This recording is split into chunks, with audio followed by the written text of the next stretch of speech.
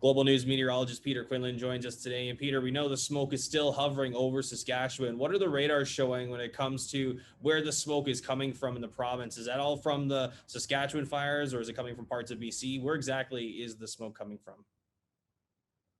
Yeah, so we're getting into quite a mishmash of the smoke coming from various fires. We're seeing some of it coming from fires in northern Saskatchewan, some of it coming from fires as far away as Manitoba and even northern Ontario when we get into a bit of an easterly influence in parts of Saskatchewan. And then at times we get the fires, smoke from the fires in parts of British Columbia and even the northern United States.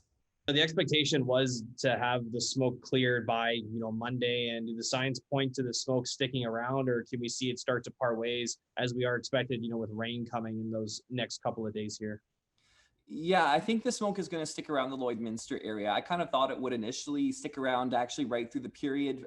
Maybe not to the extent that it is stuck around, but really at this point, the Lloydminster area is kind of stuck in between a rock and a hard place. We've got fires to the northeast in northern Saskatchewan, fires to the west in British Columbia, and then fires to the southeast in Manitoba. So really, whatever the wind direction, there is smoke coming in from fires in one area or another. So it likely will stay fairly smoky right through until Thursday, maybe Friday, when we may start to see that smoke get flushed out as we get into a change in wind direction.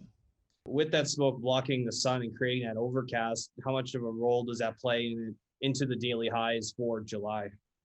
Yeah, so normally this time of year in the Lloydminster area, we see daytime highs around 24 degrees. And even just through the early portion of this week, we've seen those temperatures suppress significantly back into the teens throughout Monday.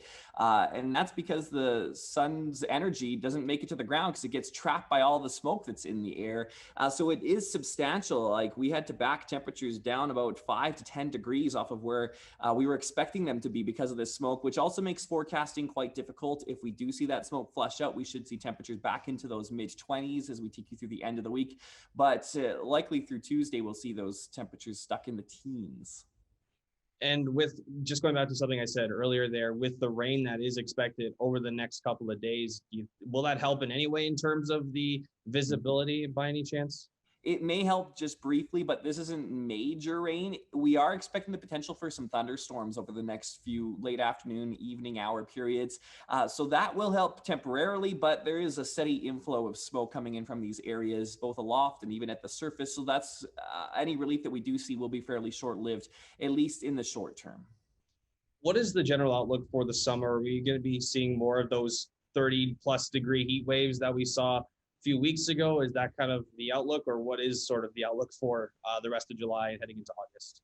Yeah, we're going to see this heat sticking around quite a bit. We're going to see temperatures in the mid to upper 20s or even low 30s right through the rest of the month of July into August. We often get a number of 30-degree days as well in the Lloydminster area. So we'll see that stick around. It's going to be a very hot and dry finish to summer.